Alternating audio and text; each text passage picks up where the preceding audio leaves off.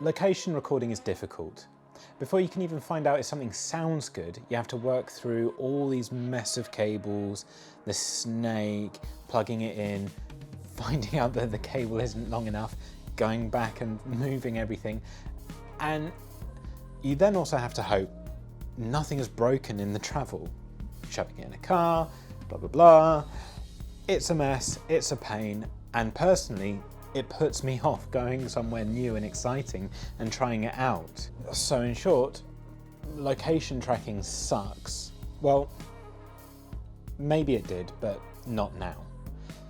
And this is why. Focusrite have this system. It's not unique to them, but their Pro Red stuff runs on it and it's called Dante. This means you can set up multiple Dante or RedNet systems, all within the same network using Ethernet cables. The setup is so quick.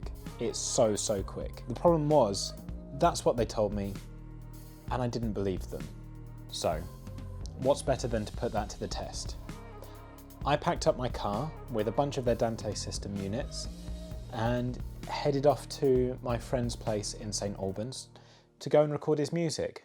And what's a better test than to use something you've never used before, potentially put your best friend's music at risk, and not even know if it sounds good. Seems like a smart thing to do, right? So that's what I did. So, shall we get on with it? Good morning, boys and girls, ladies and gentlemen. Said that the wrong way round.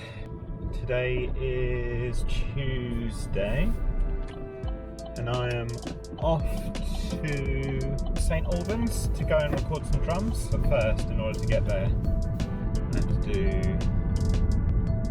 this 3-hour drive. So let's see how we get on, shall we?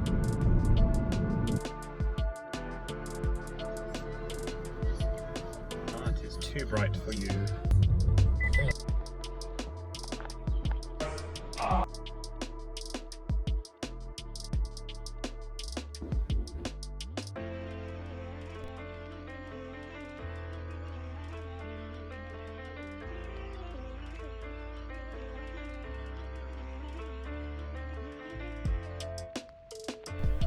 So, I figured I'd give you a rundown of what we're doing for drums and how the setup looks and all that lovely stuff. So, let me bring you in here. This is the room we are using to monitor everything. So I'm set up in here using a Focusrite Red 4 Pre. And this guy handles my talkback and over Ethernet connects through to these Focusrite MP8Rs. This is the first time that I've been introduced to this system. The setup was really simple. Aside from 2 buttons within software that I'd missed, the setup could have been done from new box fresh in about 15 minutes, I think. So that's getting everything unpacked, connected together over Ethernet, powered up, and then talking and seeing each other, which is actually pretty quick. Shall we take a look at what I am doing for drums this time? So this is a Rode K2, it's in Omni. That's kind of just like a smash mic. I'm also tracking the talkback. I don't know how good that's going to turn out or if that's even going to be usable, so we shall see. So we've got a Shure Unidyne on snare with I think it's a C414 underneath. Yeah, you can see that. So that's the snare sound. These little clip-on Sennheisers on toms, apart from the floor tom, which is a AKG D112. These guys are back again. Absolutely amazing, Rode TF5s. I'm using my Octava pencil mics for hats and china. And then right at the back are some SC Electronics R1 ribbons in Blumline, and that's everything. Pretty simple setup. By the power of editing, this is what the raw sounds like.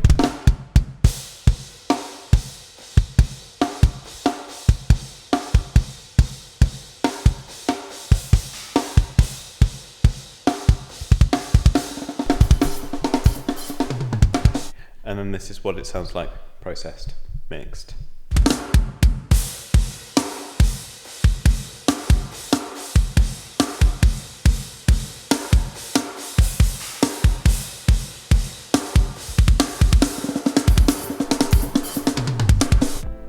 Which I think is quite cool.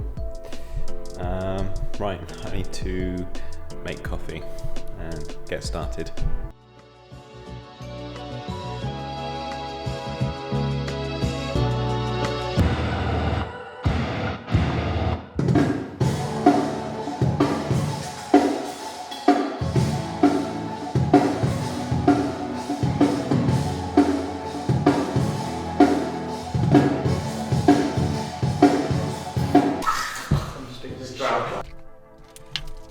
Right, I was going to balance the camera on the dash, but it doesn't really want to sit properly without my hand helping it. I shaved, by the way, because I feel dreadful. It's just mucky and the weather's turned and I just wanted whatever. So I was going to do this whole montage thing. I'm still going to do a montage, but you'll see what I mean. I'm going to get back home, unpack, sort my life out, and then I'll talk to you about the session at the studio. Right. Drive time.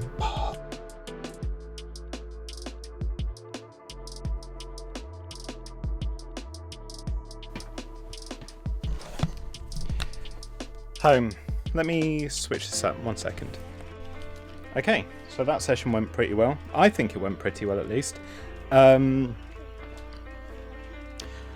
summarise what happened within that session was I had to go to a location that I'd been to before, but this time with different gear that worked and operated in a different way. Namely, that whole Focusrite Pro range operates with sending signals between devices over Ethernet using a Cat 5/6 cable.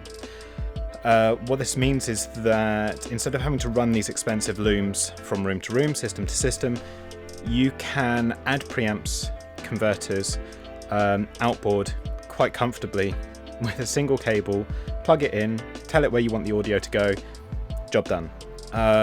It does minimize the fuss when you know the software side of things, which I didn't initially, pretty quickly. And yeah, I was quite impressed. I say quite impressed. I'm impressed. I like not having to faff around. I think it would, with a bit more